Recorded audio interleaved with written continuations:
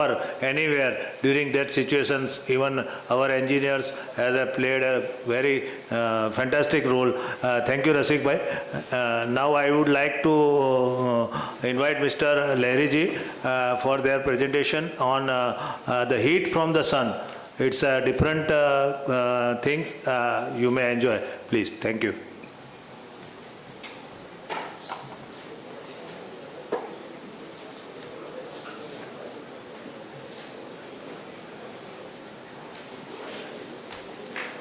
Good evening. Yeah. Actually, I was contacted by Mr. Pandya about a month back for this presentation. And I told him that this time I cannot speak about boilers. I am ex-Thermax, so I know a lot of it about boilers. So I cannot speak about boilers, but I will speak about something for the future. So he said, that is very nice. Just give me a day, I will confirm. Then he confirmed that, yes, this is a relevant topic for tomorrow, for future. Please go ahead and submit an article and also give a presentation of about 20-25 minutes so that we can learn how future will look like and how things will evolve in the coming years. Thanks to Mr. Pandya for giving this opportunity of talking to some of you. The stage is actually, audience is much less in number than what it started in the morning with. And I'm sure, I will tell you one small story. In Italy, 50 years back, there was no toilet. Today, can you think of any house anywhere without a toilet? No. No. So now, 5 years later, I feel that there will be at least 3 speakers or 30% speakers on renewable energy. And I will request Steamtech also, his Saket projects, to take the lead and promote this renewable energy as a energy for the future. Right. Now, one more thing I want to ask all of you who are present here. We are talking about cost of fuel, we are talking about efficiency improvement, we are talking of cost, the rise in fuel costs, we are talking about increase in efficiency, reduction in fuel cost. But I'm giving you, today we are talking about energy at zero cost. We are not talking of reduction, we are talking of zero cost. And that is what is the key for the future. India has committed in COP26 Mexico seminar that we will become, India as a country will become net zero by 2070. 2070. And if we don't start from today, the milestone can never be achieved of net zero by 2070. And there are other commitments also, in between milestone commitments are also given by the government of India. And to achieve that, we have to start from Monday morning. We can have a rest on Sunday and Monday morning we can start. So my topic is save with the heat from the sun. What are the market drivers? We are not talking about operational economy as a main market driver. We are talking about fuel security as a main market driver. Today, in 2050, the fossil fuel reserves will, by 2050, the fossil fuel reserves will deplete. We will have no fossil fuel, the costs, whatever money you pay for, even if you pay money, you will not get the fuel. So what do you do that time? If you don't start from tomorrow, you are going to let your future generations to the risk of zero power, again going back to the fire age and stone age and all those ages. We are talking about reduction in carbon footprint. I just read one small article yesterday, and in fact yesterday night it came on mail to me. 36 billion tons is the total quantum of CO2 that has been generated in only 1 year, 2021, only in 1 year. So what is the effect of CO2 in human life that we have seen? What is the effect of pollution? There is a next point. What is the effect of fly ash? What is the effect of pollution? What is the effect of carbon? What is the effect of unburnt in the atmosphere? We are seeing every day. What is the effect of particulate matter PM 2.5? Delhi is choking, and all the other cities will come to a same state of affairs in the near future. Operational economy is by default. Please work for human being, human life, human safety, human security. Operational economy will come. But today, unfortunate thing is our industries talk about just the reverse order. They feel we should have payback period of 3 years, payback period of 6 months, payback period of 12 months, and about human being, we'll think later. First, let us survive today by making our pocket full of money. What are the renewable energy sources available from natural sources? Solar, wind, hydro, geothermal, and biomass. We have talked about biomass firing, 30%, 25%, all those things. And we have also seen how boiler efficiencies can be improved with the right combination of fuels. I will only concentrate on solar because there are other topics we are not touching today because they are all region specific, and also the capital costs are much higher. In India, the current solar radiation, if you look at the map, Gujarat, Rajasthan, these are states, and also Leh Ladakh. You can see these are states where the solar radiation is very high. Are we taking advantage of it? I don't know. I'm not sure. Mr. Vyas in the morning talked about solar collectors, but for a brief half a second, he talked about many other things. So after over 90% of India is greater than 5 kilowatt hour per meter square per day. That's the quantum of solar radiation that is available in the country. Significant regions are more than 5.6, which is very high. Total installed capacity in India is 9.4 gigawatt, which is only 2.8% of the installed capacity in China. The solar radiation is much lower. It is in the range of 4 to 4.5 kilowatt per hour per meter square per day. Whereas India is having a bountiful of solar, and we are having only 2.8% of the capacity built in China. Are we doing the right thing? Is India in the right path? 2070, net zero. That's the target. Remember, that's the target. And where are we? Only 2.8% of China. It's very difficult task, tough task, if you don't start from Monday morning. So what is the technology? I will talk about just one glimpse of technology. The solar radiation which reaches the atmosphere is 1360 watt per meter square, which reaches the atmosphere. Then to reach the Earth's surface, it has to cover 20,000 kilometers. 8,000 to reach the Earth's outer surface, and to reach the Earth's surface another 12,000 kilometers. So that's so there is a reduction of 1360 from 1360 to certain other figures. Why this 5 kilowatt and why all these come is because the solar radiation has to travel 20,000 kilometers, and while traveling it has to face a lot of obstacles on its way. Understanding radiation, there are 3 terms which I would request you to take back. One is global horizontal irradiance, which is called GHI, which is the total of whatever 1360 portion of 1360 that reaches the Earth's atmosphere or Earth's surface is GHI. Whatever direct normal incidence, which is nothing but which falls directly on the Earth's surface, is DNI. And the diffuse radiation is a loss of in radiation, which during this travel of 20,000 kilometers, the radiation loses its intensity. So, and the exact, it is Z, there Z is the angle of azimuth angle.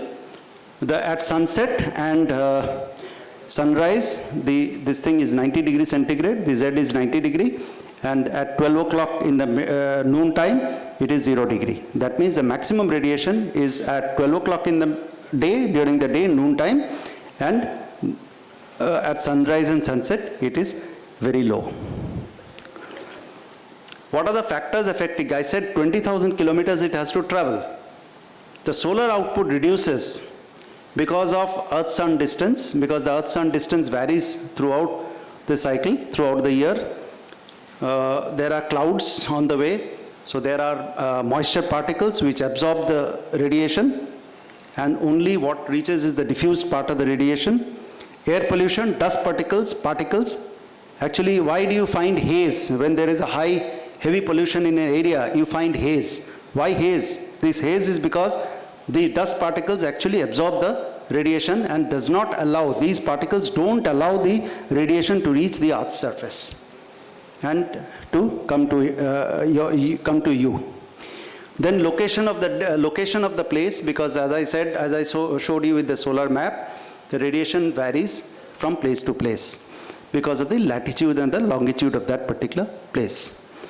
Time of the day, because as I said, 12 o'clock, sunrise, sunset, in between you get less radiation. 12 o'clock you get maximum, and either side of 12 o'clock you get less. Season, because you know, Uttarayan, Dakshinayan, during the seasonal change happens and the solar radiation also changes. 11-year solar cycle, because there are hotspots in the sun.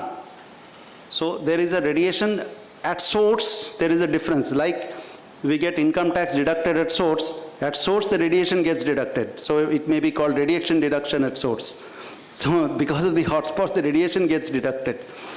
Then 3.5% is a total annual variation due to all this. Okay? And okay, there are absorbers like aerosols or dust particles which limit the radiation from coming to the Earth's surface. What are the solar thermal solutions that we have? We have photovoltaic, one side, which is nothing but generation of electricity. Photovoltaic generates electricity, those modules, and there is a thermal side. Thermal side, it has got two parts, two categories. One is non-imaging. Non-imaging means you must have, all of you have got solar collectors in your homes, which are non-imaging type of collectors. That means the sun path cannot be tracked. The sun moves every day, daily, on a daily basis. Sun moves on a seasonal basis, north to south and east to west. So sun path, where it cannot be tracked, it is non-imaging. The technologies which are, the products which are there with non-imaging, compound parabolic concentrator, evacuated tube collectors which are there on your rooftops. Flat plate collectors are also one of the rudimentary type of solar collectors. The imaging type of collectors are parabolic trough, which has got a line focus, Scheffler dish, which has got single axis tracking, and it is a smaller dish, and there are manufacturers of Scheffler dish in Gujarat also. And the other category is parabolic dish, which is our product actually. CPC and PD as our products, that is why they are red marked. I am not talking in detail about ETC, FPC, PTC, all these products. In the article that I have written in the Steamtech journal, it is there. Those details are there, and the photographs of each with an explanation of the difference is also there. Now, concentrated parabolic concentrator is a collector, is a non-tracking technology. It is, as I said, it is a non-imaging product. But the concentration ratio is slightly higher because at the bottom of the tubes, it is just an evacuated tube and nothing else, vacuum tubes.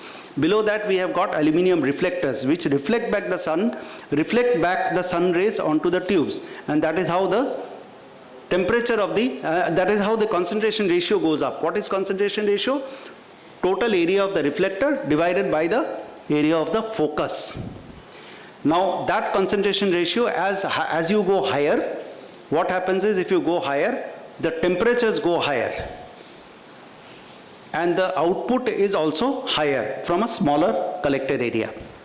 So it is a forced circulation design, goes up to 95. That is why I am saying all your domestic water heaters, solar water heaters will go up to 50 degrees centigrade. Here this will go up to 95 degrees centigrade.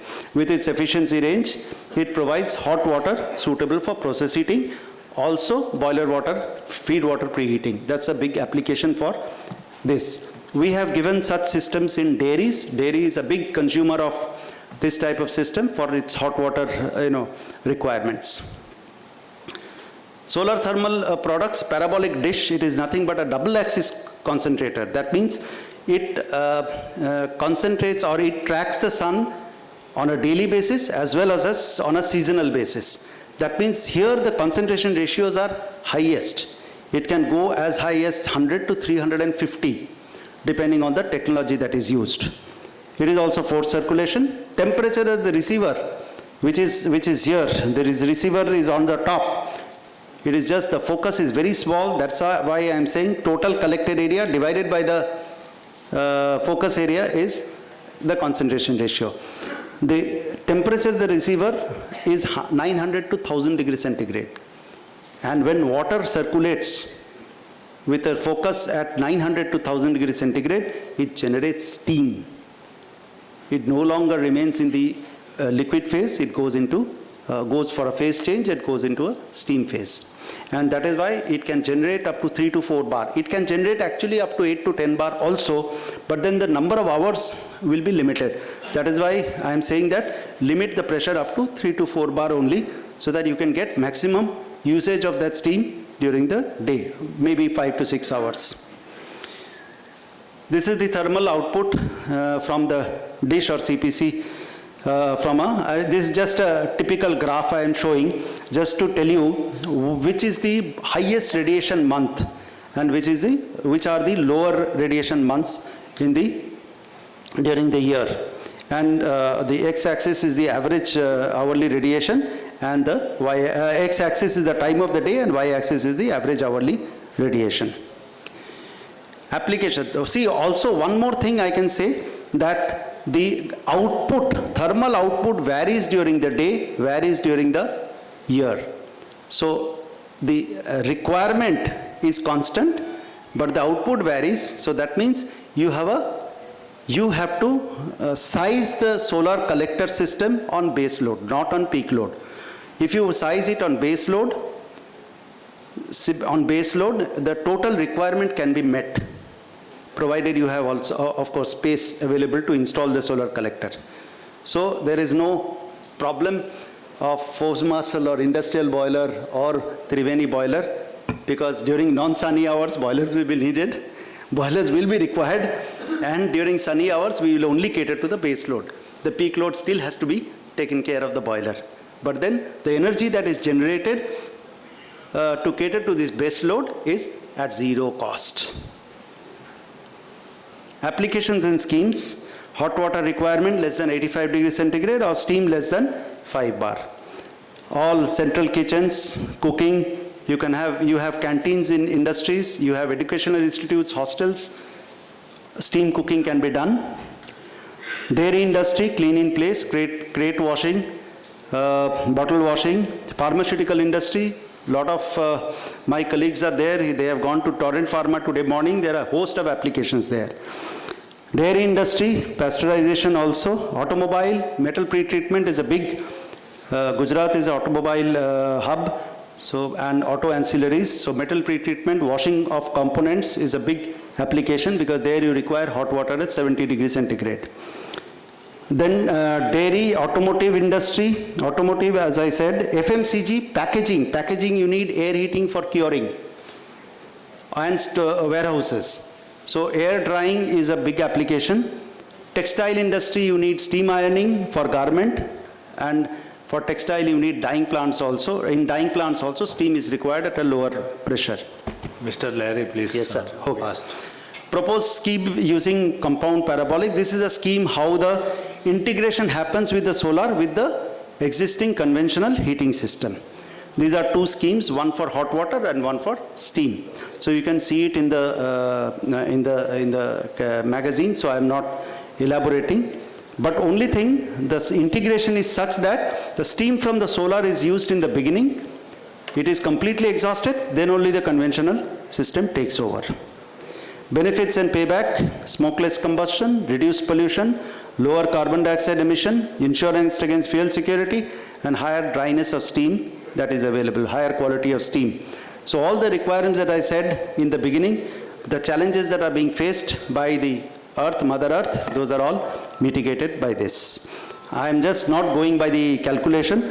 The last line you can see the carbon CO2 saved, and the line before that the payback period in years. In liquid fuel it is better, but I can tell you one more thing, that Pollution Control Board is issuing notices to many industries which are using solid fuel. In future, solid fuel may be, reduced. The use of solid fuel may not be, allowed in industries which are located in the city limits.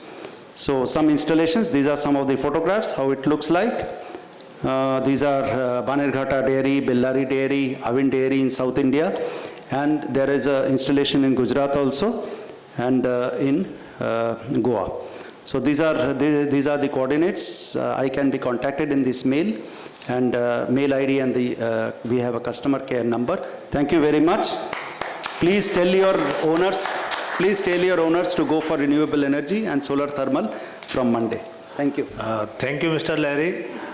He is rightly focused that energy at zero cost. But again, as he rightly says that after some years there will be no fossil fuel, even at any cost. Even we are having a money, we cannot buy a fuel. So that is the future scenario, and we have to start taking the steps from today itself. And rightly, I agree with you.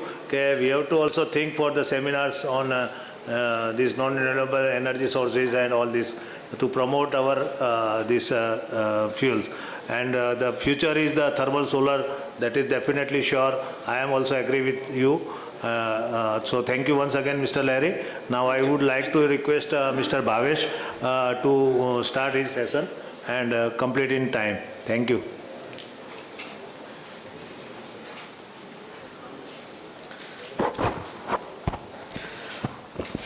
Good evening, namaste to all participants and dignitaries sitting on dais. My thanks to Saket team and Steamtech team for organizing and inviting us for sharing our experience. I am Bhavesh Vasyani along with my colleague Mr. Robert Mekwan. I express my special thanks to all audience also who are sitting still here. आप लोग अभी तक बैठे हो और जाग रहे हो, और आपके लिए बहुत सारी तालियां एक बार होनी चाहिए. भगवान कृष्ण ने भगवत गीता में बोला है श्रेयो ही ज्ञानम अभ्यासात. हालांकि आपको कुछ गिफ्ट भी मिलना चाहिए. मेरा साकेत को एक ये रिक्वेस्ट है कि नेक्स्ट टाइम अगर 5:30 बजे तक कोई रुकते हैं तो उनको एक स्पेशल सरप्राइज गिफ्ट देना चाहिए. पर अभी गिफ्ट या मोमेंटो नहीं मिलता है, पर भगवान ने ज्ञान को श्रेष्ठ माना है, तो वो गिफ्ट तो रिजिड होगा या मटेरियलिस्टिक होगा, पर नॉलेज जो मिलेगा वो तो भगवान ने बोला है कि उसका कोई वैल्यू नहीं है. तो हम कोशिश करेंगे कि लास्ट मिनट तक आपको जो मिले information that should be useful to you and helpful to your regular routine work. A lot of things we have listened about COVID-19. Now we want to come back to our normal scenario. We are waiting that when these masks will go, when vaccination will stop, but it is continuously going, and it has become in our normal life. And one recent World Government Summit has happened in Dubai, where World Economic Forum founder has given this statement that history is truly at a turning point. Global energy and food system will be deeply affected. So we are going, our next, they are planning or predicting for the next pandemic related to food crisis as well as energy crisis. So we are the technical people who are handling the industry and all this scenario will be mitigated by our team only. So we have to be ready for that also. Now in a new scenario, our various fluctuation in load has happened, and we are not sure about our future, that how industrial demand will be there for next 2 years. So industries are resisting for any kind of capital investments. Whatever is there, they are asking to run as it is. So for the engineers like us, has a challenging task to run the boilers and supporting auxiliaries or wherever we are working, to run those equipment equipments efficiently and for a long life. So there are some parameters for this seminar. Our relevance is related to steam generation and distribution. So we will discuss about performance and how the life of the boiler and related auxiliaries can be maintained or can be extended. So here we are going to discuss the boiler and auxiliaries in a holistic manner. When boiler is operating, so what are the operating parameters and how they should be taken care, how the interpretation of those parameters can be done to run the boiler and auxiliaries efficiently. So we don't believe, or we should not depend on the artificial intelligence. Whatever God has made, natural intelligence, that is the mankind, that is given to us, that has to be utilized for running the equipment efficiently. Those artificial intelligence, automation is a supporting element for us. Those can give us the data, but interpretation and taking the decision, that can be done only by the our technical team. So in the integrity assessment of boiler and its auxiliaries, that means the mechanical aspect, electrical aspect, metallurgical aspect and operational aspect. So here I am going to discuss something about the operational aspect, and my colleague Robert will discuss about the mechanical diagnosis and mechanical aspect. In this presentation, first will be the performance indicators of boiler, and 2 case studies I will discuss. Then mechanical assessment of boiler, defects found in boiler, integrity assessment of auxiliaries and case studies, and then concluded. How the performance assessment. So these are the parameters which needs to be monitored. Though these parameters, based on our 2 decades of experience in performance assessment of various equipments in the plant, we found that these are the major parameters which can be helpful to us to find the energy saving opportunities, or to find the area how the performance can further be improved or can be maintained. First is the steam temperature, whether it is as per the design aspect, steam pressure, and then flue gas exit temperature. We all know that if the exit temperature goes high, there may be the potential for heat recovery. Then flue gas oxygen percentage. If the combustion of the boiler is not efficient, then oxygen level will go high. So oxygen level needs to be monitored at stake to identify whether the combustion efficiency of the boiler is okay or not. Then fuel quality and fineness, of course, affects the boiler performance. Then loading of boiler auxiliaries, sometimes we see that ID fan is loading is on higher side, or FD fan loading is on higher side. In that case, mill is overloaded. In that case, the relevant exercise needs to be done, that where is the actual problem.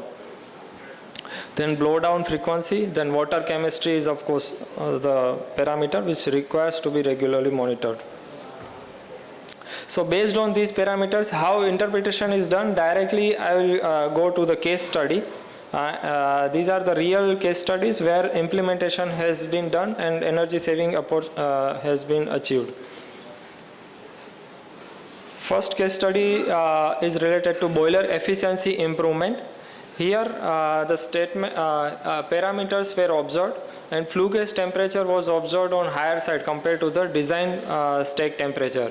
So at the economizer outlet side, and boiler efficiency was coming on lower than the design of efficiency. Operating parameters were like that. Flue gas temperature at economizer outlet was 431 degrees. This case study is of supercritical thermal power plant of 660 megawatt, and design value is 409 degrees centigrade.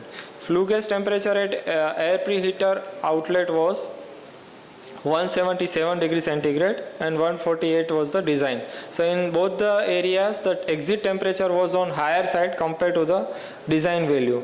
And while viewing the historical data, we found that this was the case since beginning, since the performance guarantee test was done. So detailing was done based on the performance guarantee test.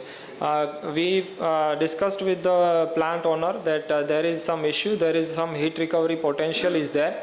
So plant has asked to do further performance test as per ASME PTC.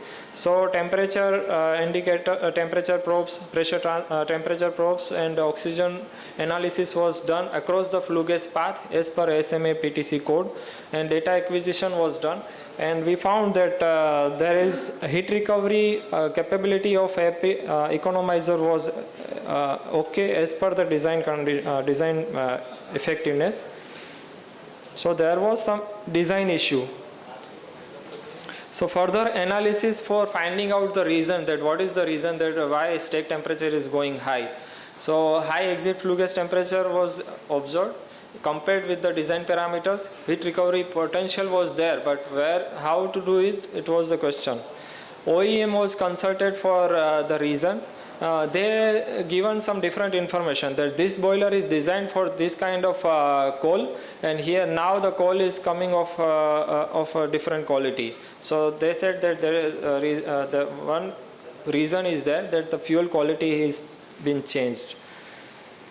So now what is the solution? Now coal quality cannot be changed.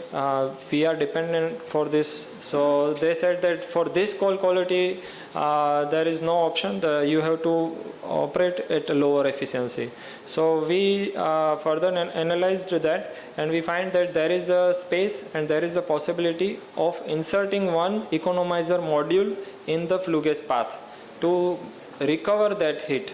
So that was the initiative done, and then again OEM was consulted, detail engineering was done, and project was successfully accepted and implemented within 1 year. Mr. Bhavesh fast, otherwise the strength is reducing. Okay. So this was the saving potential. Around 9 crore was the investment and 15.8 crore was the saving achieved. Similarly, air ingress is the second area where we normally find in the boiler flue gas path, where normally combustion efficiency is continuously monitored by the operator, but oxygen analysis after the boiler is not being done because operating parameters are not available. So in that we found that air ingress was there across the flue gas path. So we analysis was done and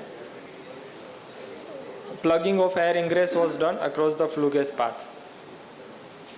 So this was the saving. Around the saving was achieved at the ID fan, and 160 watt 65 kilowatt was the saving. Around 39 lakh was the total achieved saving. This is also related to the supercritical thermal power plant. Now I invite my colleague Mr. Robert Mekwan, who will discuss about the mechanical diagnosis of this boiler and auxiliaries. Thank you, Bhavesh sir. Good evening to all of you. My name is Mekwan Robert. I'm going to give presentation on mechanical assessment. As the boiler run at high temperature and high pressure, so the main application of the boiler is steam generation. But due to energy fluctuation, we need to run boiler at a partial load or sometimes keep as a standby.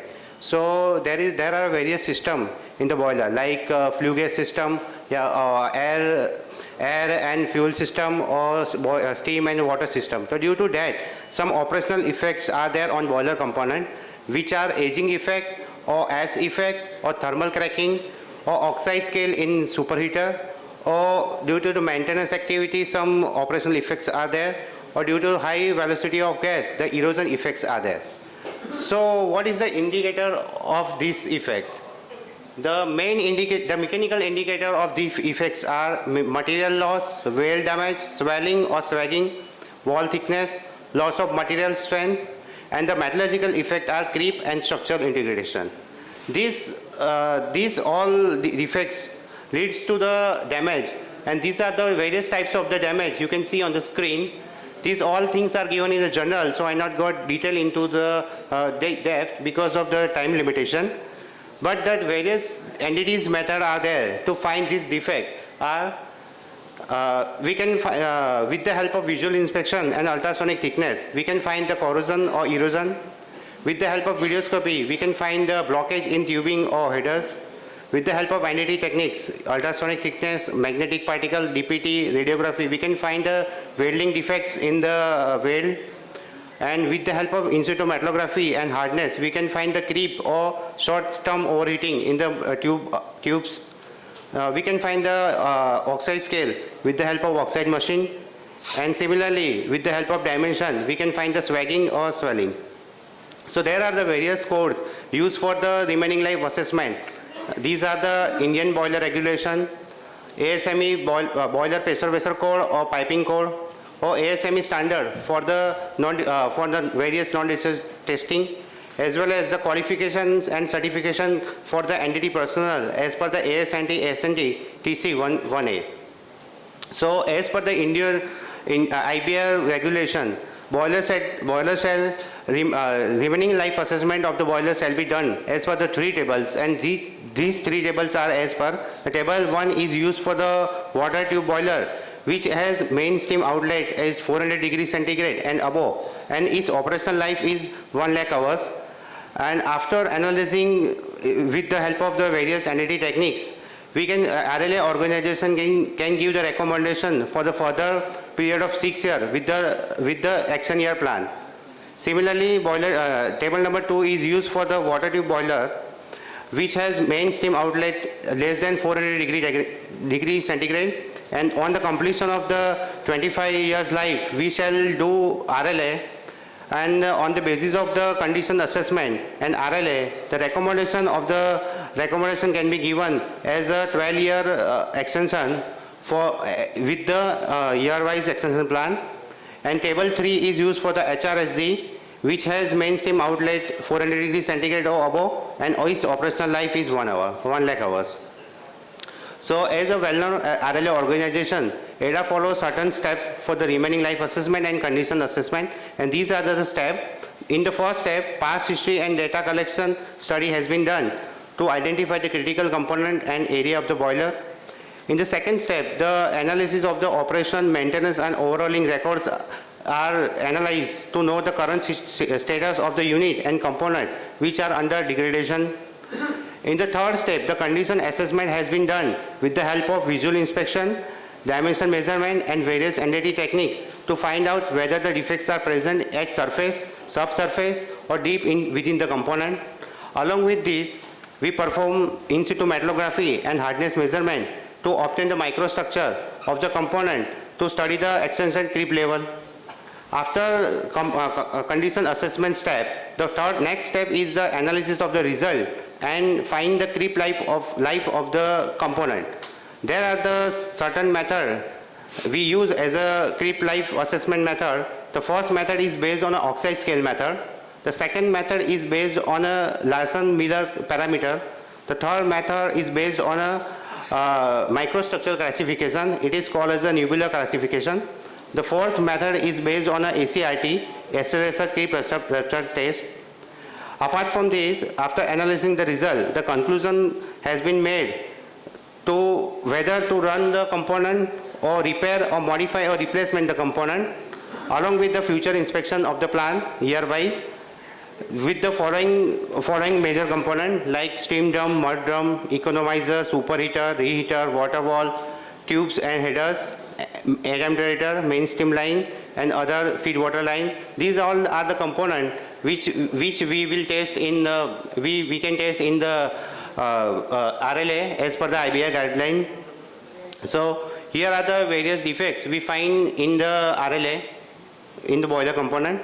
Here you can see that due to the thermal cracking, due to the thermal fatigue, the crack is observed in liner body of the attempter, which requires to replace. Due to the poor water chemistry, inside oxide scaling is observed in the superheater tubes, which require monitoring because oxide is a hard scaling. It is very difficult to remove totally. Here is another case of poor water chemistry, white deposition observed, which require proper cleaning with the help of chemical cleaning or other cleaning. In the first image, we can see that the misalignment of the boiler, boiler tubes are there, which require proper alignment with the thermal expansion support. In the second case, you can see that those depositions are there which require to be cleaned. The photo shows that the steam drum separator having uneven gap which required to be replaced. In this photograph, the two structure column fasteners are found broken due to the excessive vibration or continuous vibration. Proper retrofit required with the proper investigation why it is happened. In casing plate, external cracking is observed, which require monitoring by the infrared thermography. Photograph shows the long-term overheating of the pipe, and this photograph shows the hydrogen brittlement in water wall tubes, which require to be accessed for further condition. Here we can say that bottom ring header has a foreign particle, which require to be cleaned, otherwise it will choke. In this photograph, linear indication we can see on the outlet pipe of the drum, which require to be repaired. Apart from the boiler, the integrity assessment of auxiliary is very necessary because the auxiliary have power consumption more than 8 to 10% of the total generation.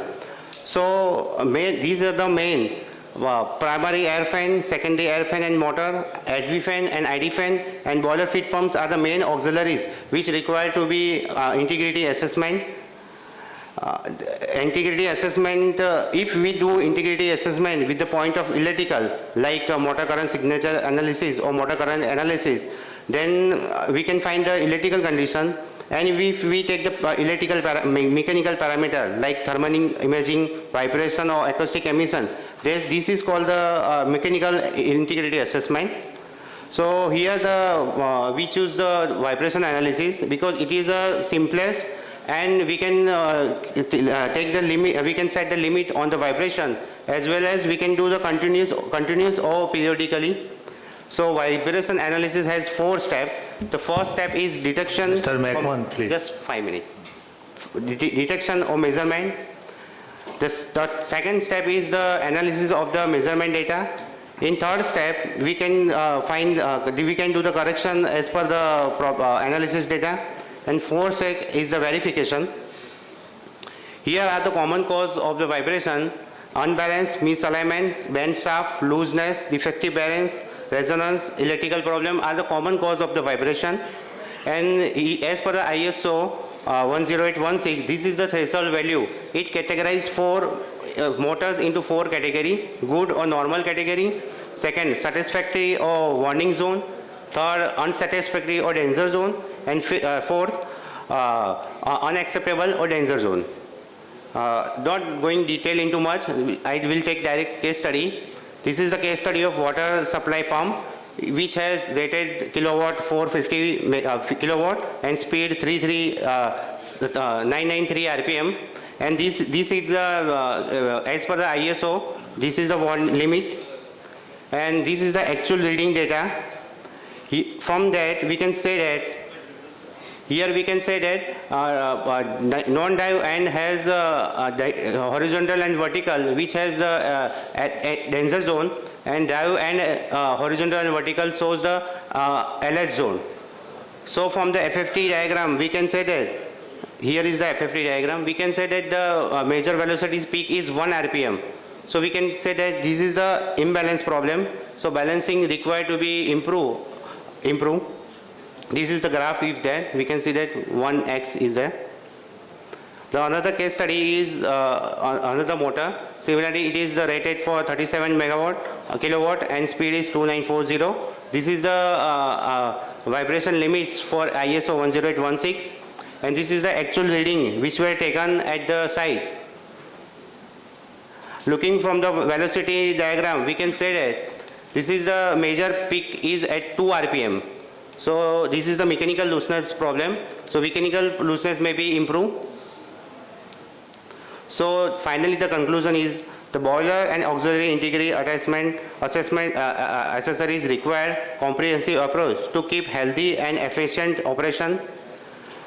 Based on the different assessment analysis, recommendation has been given whether to continue repair or modify or replace the component, as well as the future inspection interval also given as a year-wise plan. So proper utilization of various methods of the life assessment and performance assessment can be result of good, healthy and reliable operation of boiler and auxiliary, and thus we can achieve optimum performance and cost and with the safety, and this is the theme of the Steamtech 2022. Thank you so much. On the behalf of the ADA, I would like to thank Saket Projects for giving us opportunity to express ourselves, as well as Chief Director of Boilers, Assistant and Deputy Director of Boilers, and esteemed speaker, as well as all the delegates sitting over here for their precious time. Thank you so much.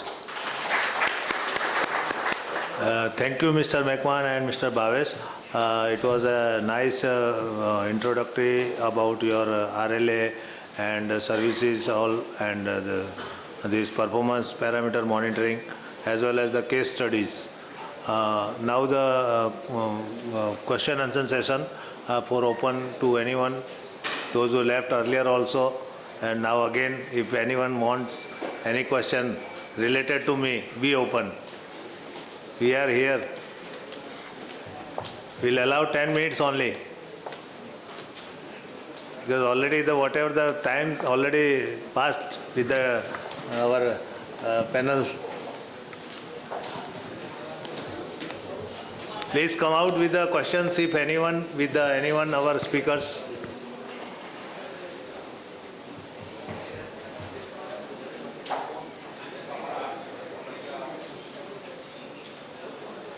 At least one question. I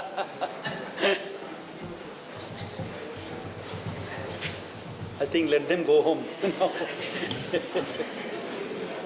Everyone is thinking about the how to go, where to go, what to do. Huh? So there is no question.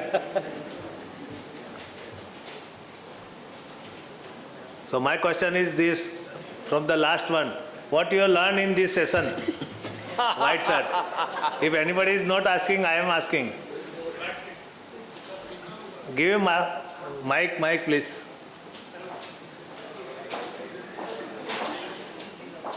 Why don't you come forward to the mic rather than mic going there? There is hurry to go, na? Young man mentality. Sir, in this session, I've learnt about how RLA is done for the boiler tubes, and what codes like IBR 391A is mentioned, what codes are to be referred, so that based on the different temperatures of operation of the steam, RLA can be carried out and what time it has to be carried out. It's clearly mentioned. Is it required or not? It is required, sir, and I'm from IOCL. We do all this stuff, so it's very corresponding to our job. It's very related. Any question related to that? Nothing much, sir. Okay, thank you. Good. Yes. Please have a mic. Please, mic.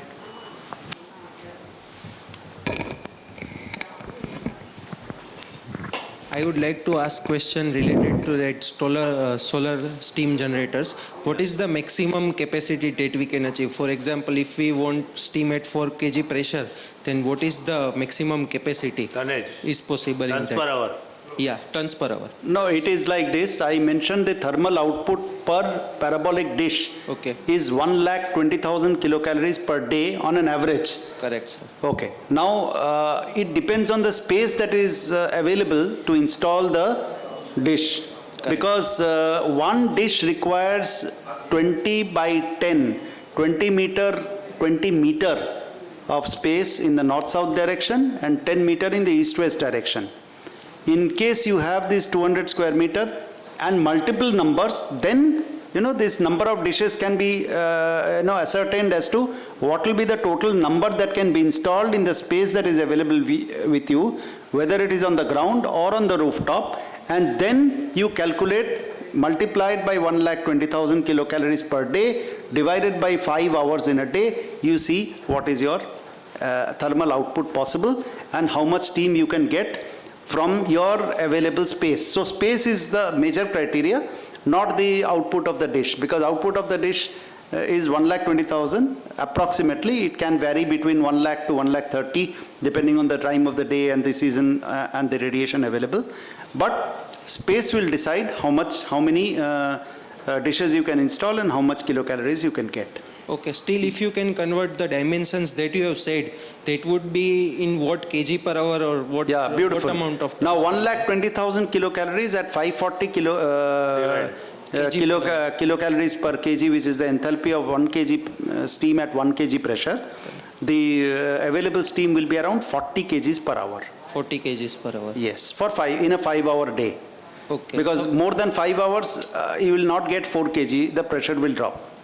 okay. So for higher capacities, we need much. For you larger- need more space, absolutely. thank you. That's why it is a challenging, no? That's why this Yeah, yeah. space is a major challenge. If you read my write-up, it is there. Space is a challenge, government subsidy, government backing, lack of information, awareness, lack of vision. So all these are challenges. Okay, thank you. Thank you. Excuse me. Mr. Larry, one question. Sure. Is it possible to put a disc in rotating way according to the sun lights? No, that is what I said. You can have, with the dish, you can have 2-axis tracking. That means east-west tracking during the day and north-south tracking during the season. But So you can it is have rotating tracking. automatically? It is as the sun automatically rotated. There is a PLC. The sun path of that location is fed in the PLC, and there is an encoder which decides how the tracking, there is a tracking motor Okay. which tracks the dish. Good, thank you. Here, 1 minute. Shall I? Yeah. Yeah, Mr. Lari. Yes, sir. Like any other solar devices, what is the break-even? I gave it, there is this thing. See, the break even, I will convert into a payback period figure. That will be good for the understanding of everyone. For a liquid fuel, which is a light diesel oil or a furnace oil, the payback period varies between 4 to 5 years. For a gas, it is still lower. Yeah, but what about the cost of land or area? No, cost of land, if I am putting it on a rooftop, it's already available with me. On a RCC slab, on a RCC rooftop, it is already available with me. I'm not talking of land. Because land is where it is available, fine. If it is not available, it is not required. Only criteria, sir, is you require shadow-free area. That is the only criteria. If there is a building in front where the sun is, then your output will get Like reduced. any other solar. Like any other solar device, But correct. what is the subsidy?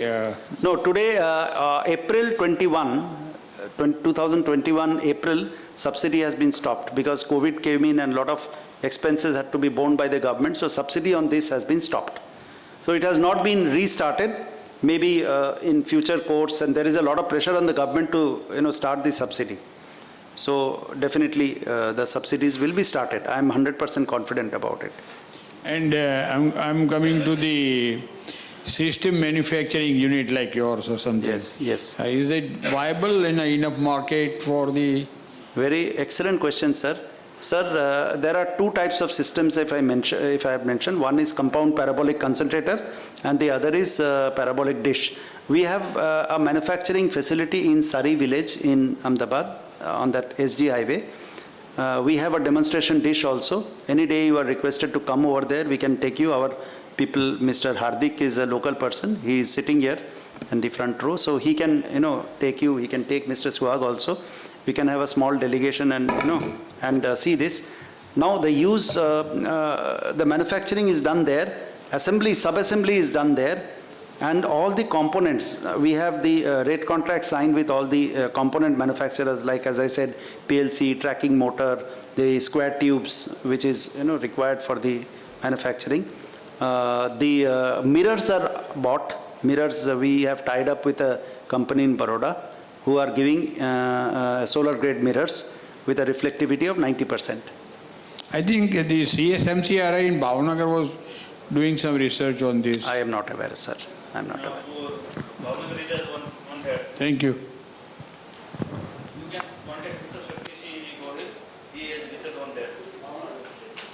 Okay.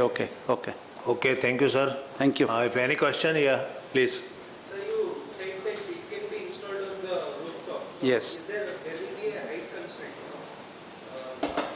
To this side only it can be installed. No, there is no height Says constraint. height will increase the Only weight shadow resistance. constraint. Only shadow constraint is there, number one. See, we consider a wind velocity of a coastal area.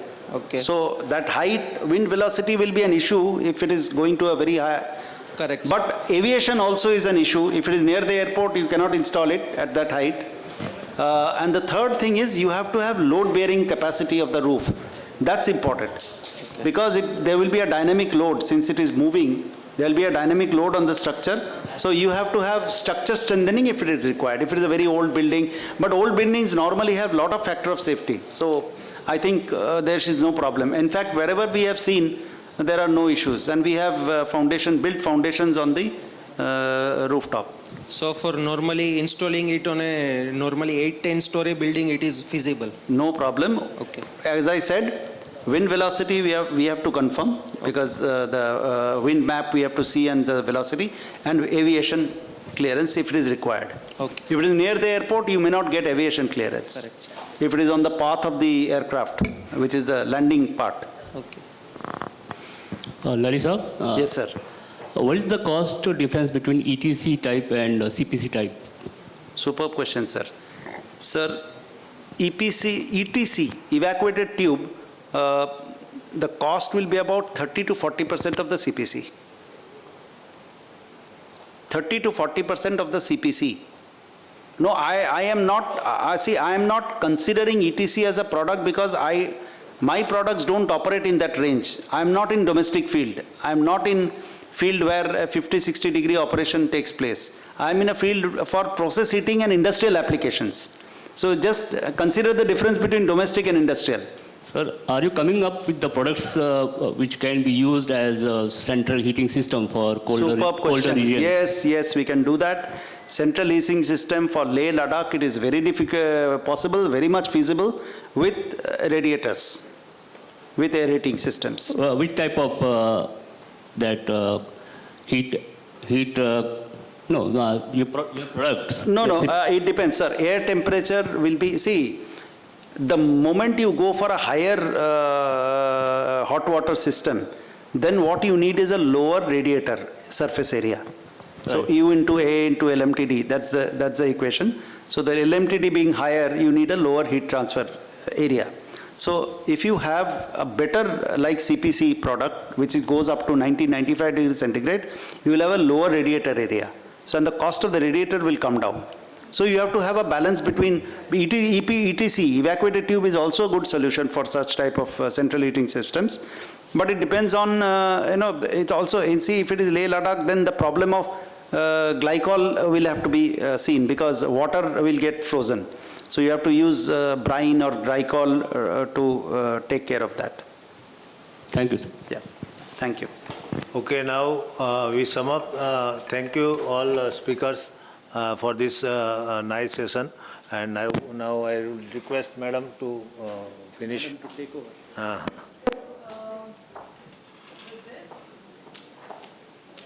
With this, we conclude our 13th National Conference on Steamtech, and I would like to thank all of our sponsors.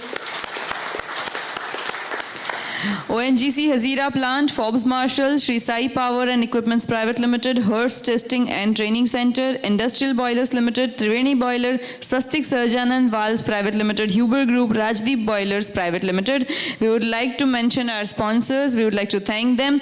Indian Boilers Manufacturers Association, the Gujarat Dyestuff Manufacturers Association, Indian Drug Manufacturers Association, Gujarat State Board, Gujarat Paper Mills Association, Indian Agro and Recycled Paper Mills Association, Vapi Industries Association, Sarigam Industries Association, Umargam Industries Association, and Silvassa Industrial and Manufacturers Association. We would like to thank all of our dignitaries, all our the people present here, and the audience for making the earlier session as well as, though compulsively, but this session interactive. Thank you so much, and we shall meet next year. Thank you.